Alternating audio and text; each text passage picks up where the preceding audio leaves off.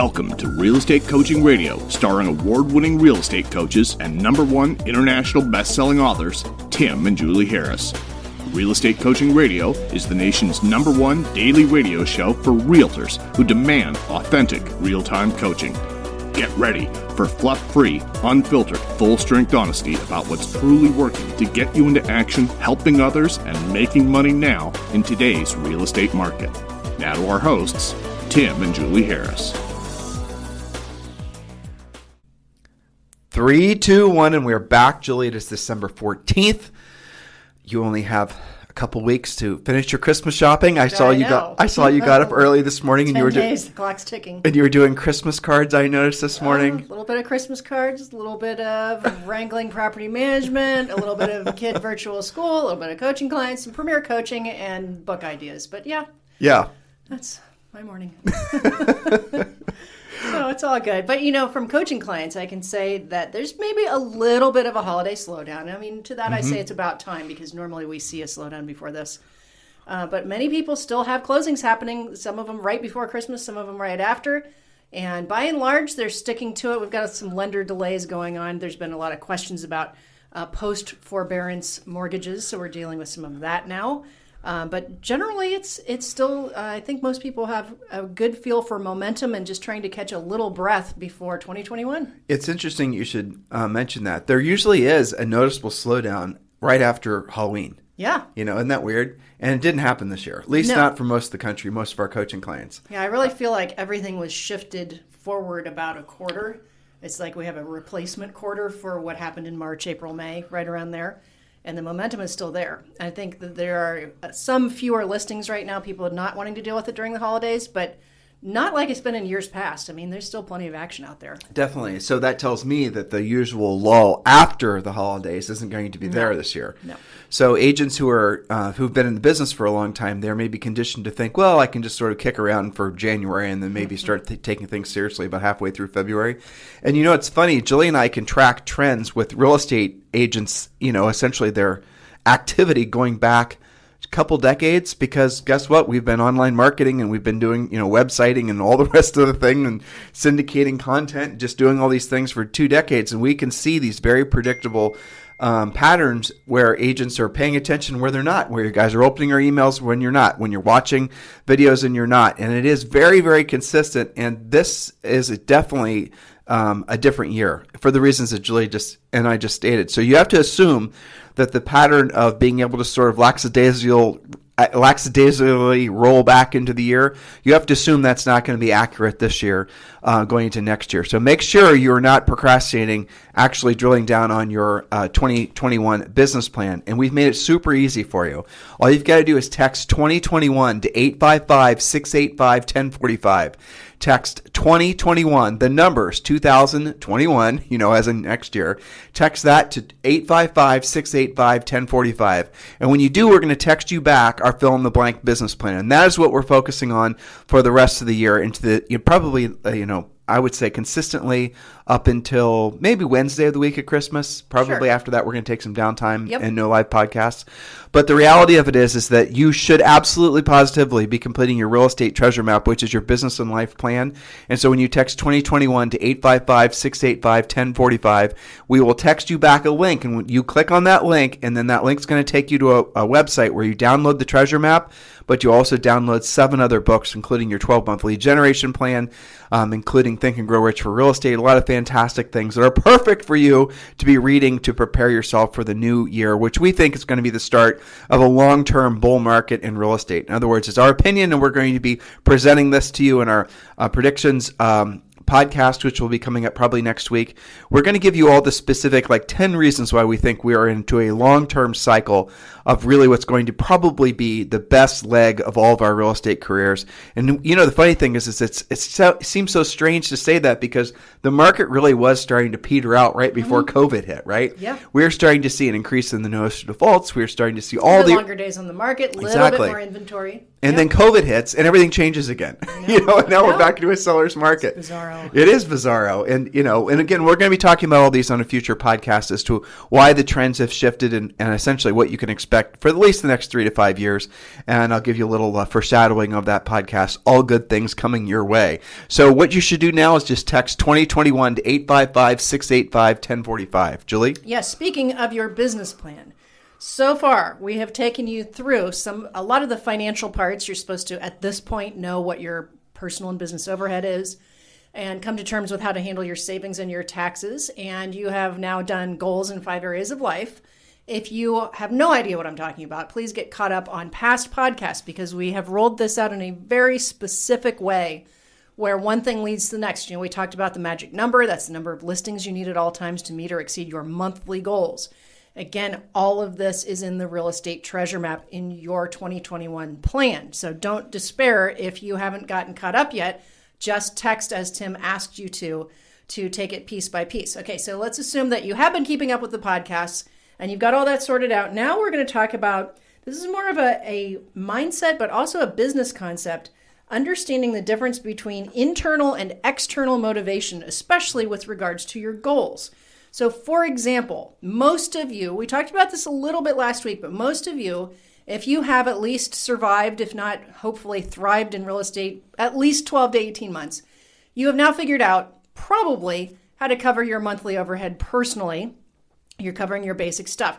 And one of the things that happens is that this is what you figure out first. This is external accountability. In other words, if you don't pay your cell phone, something bad happens. That's something external causing you to be motivated to figure that out. Now, a translation of that is if you want to know what truly motivates you, it's the old carrot versus the stick thing. Yes.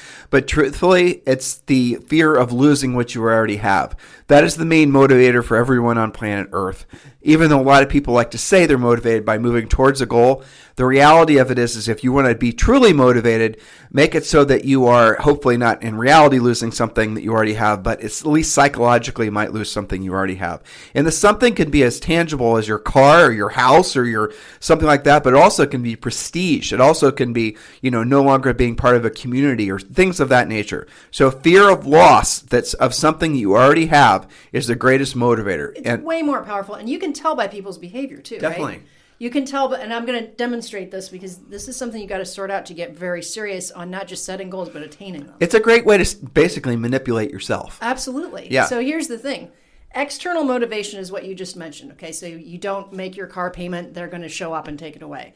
You don't go to the grocery store this week. You're not going to be able to feed yourself and your family. You don't pay your cell phone bill. They're going to shut it off. It used to be you don't make your house payment and you're going to lose your house. Now there's some cures to that, but eventually it will catch up with you. These are all external things that are very clear and that will hit you within a very short amount of time, especially things like your utilities and your cell phone, right? Okay, so internal accountability. This is something you've got to make more like external accountability. So for example, most people say, I want to save more money. I haven't had a coaching client ever say, I need to blow more money. It's always, I need to save more money. Okay, so we get you to be very specific about that, how much and by when, starting with 90 days of reserves, 6 months reserve, a year, 5 years, 10 years of reserves, however you define it. But why is it that year after year, most people have this goal of saving more money and yet they don't do it? It's because nobody's billing you for it. Nothing bad really happens until you get down to close to zero, right? Nothing immediately happens to you, so you put it off, you procrastinate, it's not as important. You'll get to it next year. It's, nothing bad happens. So here's the goal. And the treasure map demonstrates this clearly. Most people can, unless you live in a really expensive market or have lots of kids in private school, so, let's set that aside. Most people can pay their basic monthly overhead around $5,000 per month. Maybe their spouse is contributing, and that's why it's about $5,000. In the Midwest, it's around $5,000, right? It's right. Yeah. I would say closer to $75,000 because the thing that $5,000 doesn't take into account is are there all the, for example, the incidentals that people extras, right? Exactly, yeah. and just income, to keep the math clear, right? But it's just. Right. Julie and I are saying the same thing, but in essence, it's basically $7,500 is what we found. Now, if you're maybe just a family of 3, it might be closer to $5,000, especially if you're living in the Midwest. But we can use that though. That's fine. Okay, yeah. So $7,500. That's functioning in life. Okay? Right. All right, so that is covering the external accountability. You don't pay it, something bad happens. All right, so in order for you to, cross that bridge into moving the needle and having all of your goals happen, which also have a price tag, for most people, it's 3 times, okay? And we've proven this doing probably thousands of treasure maps at this time. So if it costs you $7,500 a month, it's not going to cost you $100,000 a month, which some of you think, to move the needle. It's going to cost about $22,500. But here's the rub. You got to figure out how to do it every single month for it to actually matter. You've got to make the goals as important as the external accountability. You've got to take your savings as seriously as if it was an actual bill. So what Julie is saying, and hopefully you're understanding, is that if you are having to earn, $7,500 a month, and we went through this exercise last week, and what she's suggesting to you is you'll earn that $7,500 because you're fearful of losing what you already have. So it's easy to be motivated around earning that base amount of living expense that you have, right? Makes sense? And honestly, most agents stop there. Right, of course. That's where they say, I'm in a rut. I've got an okay career, I'm covering my bills, but I can't pull away from it. So where it gets interesting is when you start thinking of the other, she said, take $7,500 multiply it by 3. So the first third goes to your core expenses. The second third is going to go to your savings. And the third is going to go to taxes. And so what are the 2 things that agents really do very poorly? Save and pay their taxes. Right. But they're able to actually keep their lights on. So what you've got to do is change your mindset about how you actually approach, especially savings and then taxes. And again, we talked about this 2 weeks ago. We're reminding all of you now. The best way to do it is the exact opposite way of the way you've been doing it. In other words, save off the top. Yeah. Don't save what's left because there'll never be anything left because it's against human nature to actually save. Most people in the United States only have $400 saved, $400 saved. So that tells you that if you are somebody who naturally saves, you're extraordinarily rare because most people might have 1 or 2 months worth of cash flow. Like top producing agents, if they have 3 months or maybe 4 months of really negative cash flow, most of them are completely and totally on their backs financially because they haven't saved. And that's how people are conditioned. They're conditioned to think that they can borrow money to make ends meet. And guess what? A lot of times they can. And during the pandemic, all of a sudden you had these PPP loans and the government came in to subsidize your lack of savings. I mean, those types of things you can't count on, and yet a lot of people, I think, do. So really, when you're thinking about why it is that you haven't moved the financial needle for yourself in a meaningful way, especially when maybe you're being introspective and looking back upon your year, if you haven't changed your financial, situation, then chances are it's because of the way you're actually approaching the accumulation of wealth. Remember, guys, the product of your business is profit, right? That's ultimately the litmus test of how efficient you are. It's not just of a salesperson and a business owner and as a real estate professional, but also basically essentially it's a character thing too. So if you're spending all your money generating leads, maybe you need to have a little deep thought about why you're not yet being a proactive lead generator. And maybe you're spending too much money on ego-y things. And you need to ask yourself, well, am I doing this because spending money on this particular whatever because I'm wanting to actually learn how to be more efficient at making money and helping people? Or am I doing it because I want to look a certain way? I want to be an influencer. Am I making these videos because there's a direct correlation between this activity and the results that I'll get? Or is it because some other, deeply rooted essentially recognition reasons, which is essentially ego. A lot of you'll discover that when you're really honest with yourself about why you're doing what you're doing, it isn't for the sake of actually helping people and making money. It's for another reason that has nothing to do with business. And it's worse when it's a pretty quick seller's market because a lot of times when they're starting to feel the pinch, like a miracle deal will come together because the market's so hot and heavy and it'll kind of cover your butt. And because it's been a long time since it was even a balanced market, it's easy for an entire generation of agents to believe that, it'll just come together for me. I hear that all the time. Like somehow it just comes together for me. Whether that was because during the pandemic you got to put your mortgage in forbearance or was because one of your great past clients happened to contact you today. It's easy to believe that it'll just come together, but that is not a plan. That's running on hopium. And once things change even the tiniest bit, $400 saved, that's like a half an hour away from the being way upside down. the way we forced ourselves to save, we did it two different ways. The first way we did this very consistently for a number of years. We'd have ourselves in contract on a rental property to purchase, usually our listings, right? Yes. We're able to roll the commissions in and whatnot.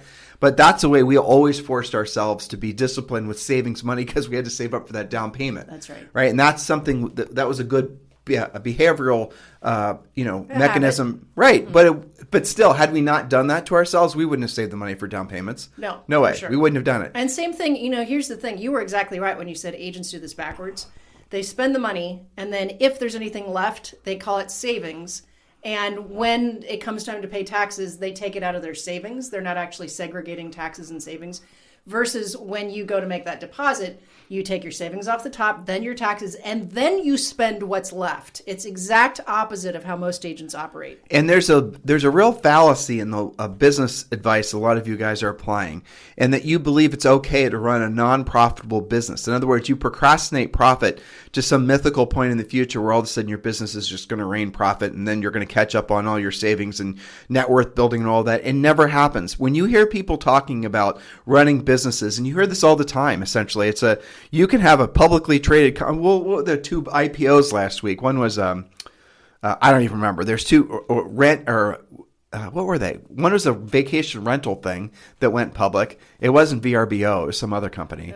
And the other one was like something Dash, where they deliver food. Yeah. You remember that one? DoorDash? DoorDash, yeah. And both these companies went public last week, and they went crazy. Mm-hmm. And I was reading about the financials in these companies. These companies have never made profit. Well, how long was Amazon not making a profit before they did? Yeah. And you hear about this, and it sounds like that's what you're supposed to do, right? People will say, "Oh, I'm just investing it all." Right. Okay. That's exactly it. That's what agents will say. They say, I'm taking my money and reinvesting it in my real estate business. Mm-hmm. Well, listen, guys, that's not how you actually become wealthy. The way you become now, so look, let's be clear. There's a difference between increasing revenue, which is not that difficult to do in real estate, because you can buy, you could spend all your money and then some, and you can do all kinds of crazy things to try to buy business. You can pay ridiculous referral fees, and a lot of agents do that. Referral fees, just with these tech companies, you guys watch to see what Zilla's going to do. You're going to be paying, 60, 70% of the revenue into some form of referral fee and brokerage fees and all this other Mickey Mouse, and you're not going to have any profit left, but you'll have a unit. But you'll have a sale. And you'll believe it's normal. Right. And that's what you'll think. That's how you're supposed to run a business. That's what you'll be told. That's how you're supposed to run a business. And you will not make any profit. And nobody will care that you're not making any profit until you care. And so what happens then is you just go through all these different sources of information that are constantly, barraging your inbox and your phone calls and everywhere else you guys, Facebook, all these other places you source information. Do you ever notice how none of them talk about the profit that comes from the idea that they're trying to impose upon you? None of them talk about actually whether or not it truly works to produce profit. Because I'm going to go back to the point we just made, is at the end of the day, the product of your real estate business is profit. Now, here's another thing that people sort of raise eyebrows over when Julie and I say. You don't get rich selling real estate. That does not happen. You get rich from reinvesting the profit that comes from selling real estate. Do you understand the difference? So selling real estate in itself will give you a nice lifestyle if you follow just, basic tenets of being, if you're a great market, if you're halfway social, you've got some skills, chances are you can pick up some business here and there and you'll have a nice lifestyle from it. But that doesn't mean anything really, because that's just a transactional lifestyle. You've done maybe something that other people haven't been able to do. Maybe you've broken free of the model. You're no longer working at a 9-to-5 and you're an entrepreneur and you get a lot of ego satisfaction from that. But if you really are being honest with yourself, you got to realize that you're probably, month to month, in essence, you're still paycheck to paycheck. Nothing's really changed in your life. Nothing's going to change in your life. And then they have a really good kick-ass year like this until you put profit first. Yes. And then they have lifestyle creep. Right, exactly. Because they start believing that every month's going to be like that and it's always going to be easy. And to me, I'm always proud of our agents and listeners for having great lifestyles and figuring it out and doing a good job in real estate.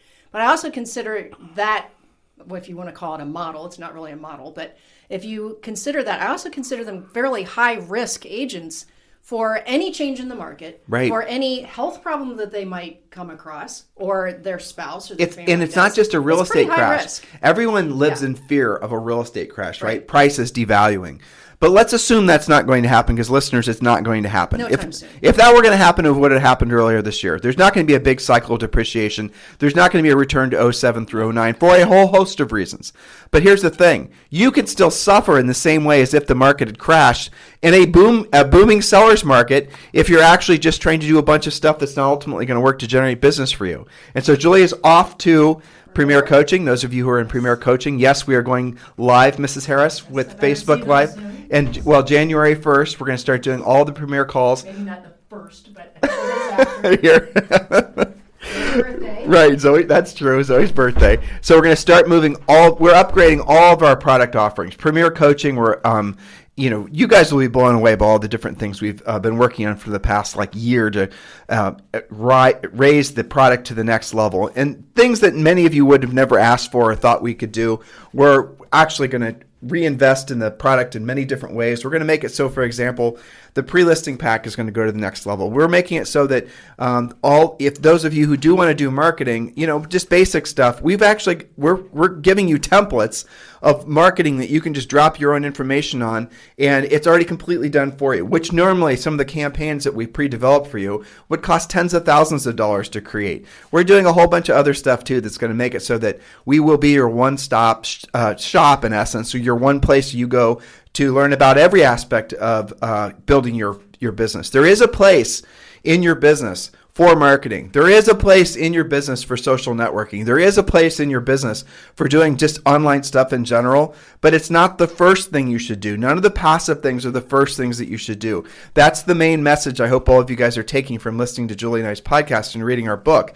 You've got to do the heavy lifting first. You've got to learn to have the skills and do what you don't want to do when you don't want to do at the highest level. And then it's optional whether or not you want to play with the other stuff. Many of you will choose not to because you won't need to, and because you'll frankly see that those things are just strictly passive and won't give you predictable, duplicatable business like the things we teach you primarily in our coaching program. That's the reason that we ask you to do the hard stuff first, because the hard stuff is going to make it so you have cash flow. With that cash flow, you'll then have savings, and with that savings, you can reinvest that money, and you can be rich where your money works for you, and you no longer have to work for your money.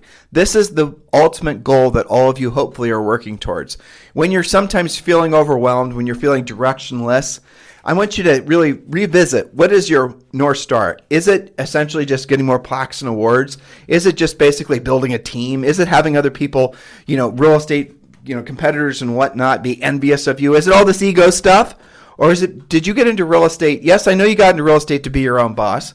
I know you got into real estate to control your own schedule, and you probably also got into real estate because you wanted to build wealth for yourself and your family. Well, the first thing happens automatically. You're your own boss, and really the second one does too with regards to your schedule. But does the third thing ever happen? Doesn't for most agents. Why? Because they don't have the discipline, or mostly, I think, truthfully, they just don't have the direction to know how to actually go about accumulating wealth and how to be rich. Because when you can wake up, and hopefully all of you guys will embrace this concept at the very least, when you can wake up in the morning and you know you have enough money coming in. Remember, Julieta was just saying that in essence your goal should basically be, basically you have to earn, if it's $7,500 a month, you should be thinking in terms of 3 times that. And so that might be intimidating to some of you, and I know it is. So you start out smaller and you work up towards that. Others of you, you're already conditioned to make that amount of money. But here's the goal that all of you should consider moving towards. Having enough assets that produce the cash flow necessary for you to cover all of your business and, primarily your personal expenses. When you have that coming from rental properties, you could have it from a whole bunch of different sources that we're going to talk about later this week. You will then discover that you can then replicate that. So one of the suggestions I give everyone, and it's in our book, I think it's chapter 16 or something, is your first order of business is to produce income enough from passive sources that covers your personal overhead. Then you want to you don't stop selling real estate, you keep selling real estate, but then you, again, keep producing profits. And then don't take the profit that's coming from the assets that are covering your personal overhead. In other words, keep earning the money to cover your own personal overhead, but then say, for example, you acquire 3 or 4 rental properties. And let's say from those 4 rental properties, let's just say you're earning $5,000 a month, right? So that's net profit, let's just say. So from that, and I know the properties are going to have to be paid off, and there's some, just stay with me for this idea. And then with that money, don't spend it. You have to earn, squirrel away some for a savings account for each property. Make sure every property has American Home Shield warranty on it. You make sure you have good renters or, owner's insurance. And there's policies out there that'll actually cover if the property is ever, frankly, if the tenant ever trashes it, or if it's ever you lose rent because the property is being rehabbed. There's insurance policies that cover all that, so you could actually mitigate a lot of the potential downside for owning rental properties. But let's say you get it to the point where you have a rental portfolio that's earning, say, $5,000 consistently per month. Don't just all of a sudden start spending that money on your personal overhead, and that's another mistake a lot of people make. Instead, take that $5,000 and maybe use that as a accumulation of more savings to buy more rental properties. Or if you want to diversify, look into, for example, buying Vanguard index funds. Look into investing in things that are dividend paying. In other words, you can buy stocks, guys, and you Google this yourself, that will produce in some cases, they'll pay you 6% per year on your investment. So then once you've got your business that's churning out good, predictable, duplicatable income, then you take the profit from that business and you buy the rental properties. We always suggest rental properties first because all of you guys can get discounts on them because you're in the real estate business, right? The best way to do it is the way we did it, where you buy your own listings, and then you take that profit from the rental properties and then you start putting that towards something that's not dependent on the real estate industry, which in our opinion should be what I just proposed to you with regards to index funds. And so ultimately what you want to have is 7 sources of income that are sufficient enough, to use my example, of $5,000 a month. So work towards creating 7 different sources that produce at least $5,000 a month. I know that's a big goal, and most of you will probably, if you really focus, you'll get to 3 or 4, because you can. It's not difficult to do. The main thing you've got to remember is you have to keep selling real estate. You have to keep selling real estate, and you have to run a profitable real estate business, and look at the business itself as an ATM machine to essentially then basically invest in other things that will produce passive income for yourself. This is a slow way of building real wealth, but it definitely works. It will take longer than you think. It will require more work than you think. It's going to take some sacrifice. All these things are true. I'm not going to lie to you. But at the end of the day, you're going to have created multiple sources of passive income. So then you will, by definition, our definition anyway, you will be rich. And rich is where your money works for you and you no longer have to work for your money. So I want you to consider, maybe when you're completing your real estate treasure map and you're doing all your math and you're thinking about all these things, maybe the idea of actually having enough mailbox money, as some people are fond of calling it, coming in every month, maybe that in itself, just if you meditate, think about, talk with your spouse, your partner, your loved ones, think about just going on a walk with your dog and talk to your dog. What would it feel like to wake up in the morning knowing that you had enough money coming in every single month for the rest of your life? Like, you have made yourself the rich kid, right? What would it feel like to make it so that was your reality? So you no longer actually had to think about where your money was coming from. It just was basically going to come in automatically despite you in some cases. That's a pretty mesmerizing idea, isn't it? Isn't that the reason ultimately you got into real estate? Because if you really drill down on what your true motivation was to get into real estate, if you really cut through all of it, isn't it ultimately because you wanted to be free? Right? Isn't that the real motivation? Yes, free from a schedule and free from a boss, but isn't the ultimate goal the freedom from having to worry about money? Worry about money in the sense that so many of you have gotten used to basically having the omnipresent, 800-pound gorilla on your back. That's, essentially having to pay bills. What if that were gone? What if all of a sudden the house payment was good, the car payment was good, the electric, all the food, everything was squared away, paid automatically through passive investments? Now, here's the thing. We do create a plan for you. It is your real estate treasure map. Just text 2021 to 855-685-1045. And we also talk about it a lot in our book. And, this is the reason I think a lot of you guys are attracted to us, because we're giving you a very clear plan how you can go from, nothing, or in many cases less than nothing, to being a multimillionaire. This is how you do it. And guess what, guys? This is the perfect phase in this crazy economy to actually start accumulating wealth. Here, I'll give you an example.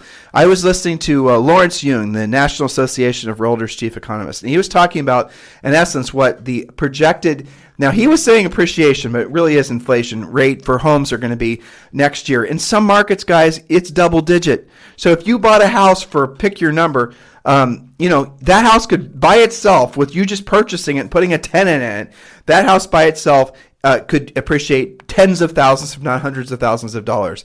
And where Julie and I live, some of the properties, now we live in this weird area, it's a parallel universe, but some of the properties where we live have doubled in value in 12 months. Doubled in value.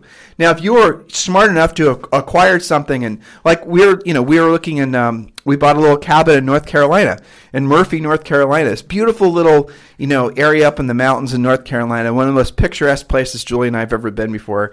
So we watched that market for a good long time, and guess what? Properties there are going up by 30 and 40%. And this is in an area of the country where properties have never appreciated like that or inflated like that. So when you're dealing with a economy and essentially a Fed policy that's already basically, it's going to be less than 3% for at least 3 years. In essence, they said that they've decided to keep the interest rates at this ridiculously low rate. I mean that in a good way, until 2023 and then maybe beyond. That means that you're going to have an opportunity to do, obviously seize the market in the sense of selling homes and helping people, but also to start acquiring assets that will increase in costs through inflation. And that is a great way for you to build wealth. And if you can lock in something at a 3% or less rate, a rental property, maybe it costs you a little bit more, do the math. But if you can lock in some assets now, you're going to be incredibly well off going down the road, and more than you can possibly imagine. A lot of you have asked Julie and I about, are we predicting any kind of real estate crash like there was back in 2007? I said this a second ago, and I'll repeat it. There really is no reason why that would happen, for a whole host of reasons. But I would not, maybe in some markets, maybe in some, like Miami, you're seeing it with condos, and you saw it up in, certainly parts of New York City and all the rest of it. But for the most part, no, there's no real reason to believe that's going to happen. And I'm going to give you another little cautionary tale about rental properties.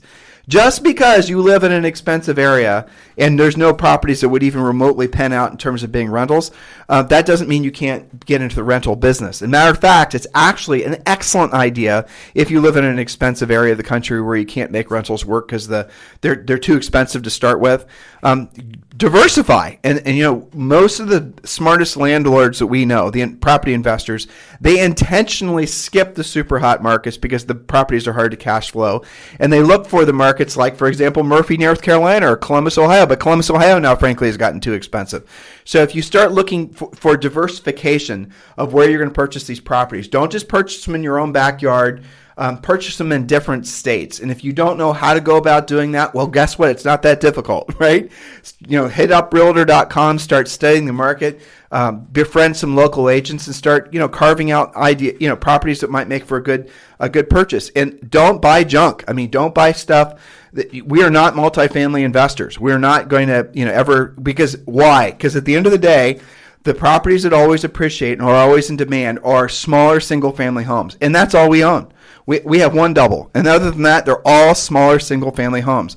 They stay rented. We have very rarely any turnover, and they always are in demand. So if we wanted to, and we never have, except for our first house, which we should have kept. Here's a funny true story. Our first house cost, $71,575. That's what it cost.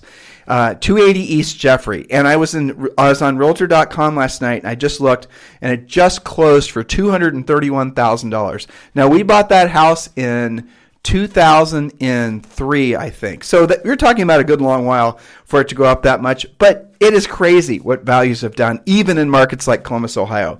So I would strongly encourage all of you to go back, listen to this podcast, read our book, Complete Your Real Estate Treasure Map. Doing what we're suggesting you do is going to require a pivot in priorities, and I mean from every aspect.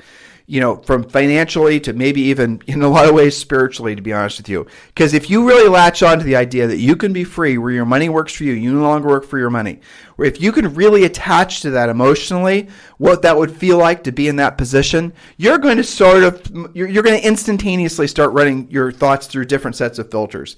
You're going to be a lot more careful, a lot more selective what you do and who you listen to. And that's how you've got to be. Then you're going to start saying, when somebody comes to you with a whiz-bang idea, you're going to start asking yourself, will this actually result in a closing in 90 days or less? In most cases, it won't. When somebody comes to you and they purport to be an expert and they're going to tell you how to do all these things with your business, And yet they've never sold real estate. If they ever sold real estate, they didn't sell a lot of real estate. And if they happen to sell a lot of real estate, they didn't do it for very long. In other words, they aren't really people you should be listening to. This is the type of thing that you start, or these types of, common sense approaches that you should start applying to your own business and your own sort of, essentially business philosophy too. And when you do that, you'll start finding that there's actually not very many paths up the mountain in order to basically accumulate wealth.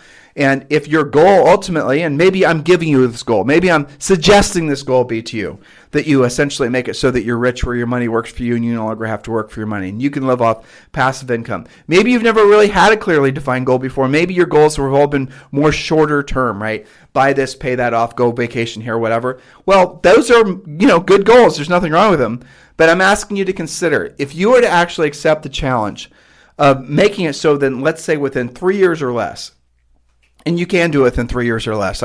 Julie and I have had thousands of coaching clients that have taken on this challenge. People will come up to us at live events and they'll mention this podcast, for example, or the book or another podcast we've done on this topic. And they'll be like almost emotional. In some cases, they are emotional because they had never figured that no one was telling them how they could actually get to this point where they were financially free. And now that they are, or they're close to being that way, the emotions that are being let go of because you don't have that 800-pound gorilla on your back anymore are profound. And it's really a fun thought exercise, if nothing else. If you start thinking in terms of, if you had just this one, I'm going to round the bend with you guys because I'm trying to do my best to motivate you to complete your treasure map, right? So here's the prevailing thought I have for you. If you had enough income coming in right now passively that you never had to worry about money again, what would stay the same in your life, right? I mean, it's easy. The other way of asking it, what would change? That's an easier way to answer it too. But I want you to tell me what would stay the same. And it's a fascinating way. It's a fascinating way to spin it in your head, because if you really work on it, you no longer have to work for money. Your money is working for you. Now, what would stay the same? I'll give you the answer because I've experienced it. I've seen it happen with all of our coaching clients, most of them anyway. Nothing stays the same. Obviously I'm not suggesting that you burn your house down, but I'm suggesting that you will start thinking through different sets of filters because of the person you became in the pursuit of essentially being financially free. You probably won't vote the same way you voted in the past. You won't be as judgmental as maybe you've been in the past. You won't, all the things that the pressures from the financial burdens created in your lives, you're going to let those things go. And when you let those feelings go, when you could start just seeing them as what they were sort of imposed upon you. That some of these lifestyles that you guys have are predicated on you having to earn a job in a particular geographic area because that's close to this type of work and that type of work. In other words, you have to live where you live. For you to live anywhere else or to pick up and move would be impossible because financially you can't swing it because it's maybe too much of a risk. All the different reasons why people stay put and they don't move around very often anymore. Or frankly, they do move around, but they're still staying in essentially tied to specific industries, right?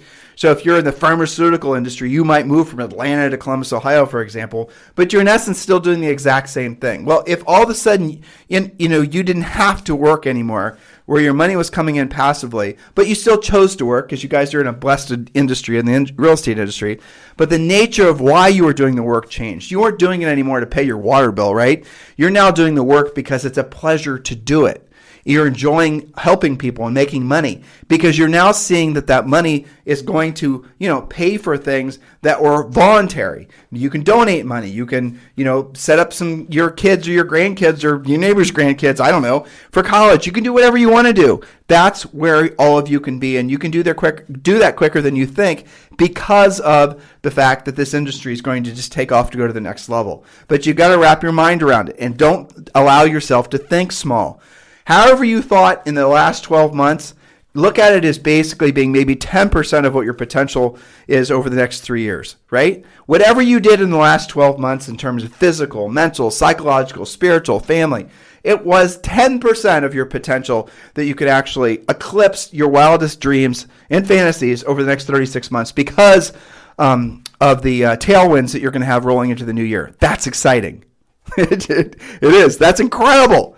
And so we're looking forward to doing that predictions podcast for you guys that's coming up hopefully I'm actually working a little bit on it every day. I write one down and I'll say that's not good enough. And then, Julie will write one down and we'll toss it back and forth. We're really trying to give you guys a drilled down, applicable roadmap for what we see the next 3 years to be like. And it's really difficult. Like, I try to challenge myself to come up with a pessimistic perspective. Why would this not be what we're expecting to have happen? And I'll go in and sometimes I'll throw a Google search out there to see what other people are saying.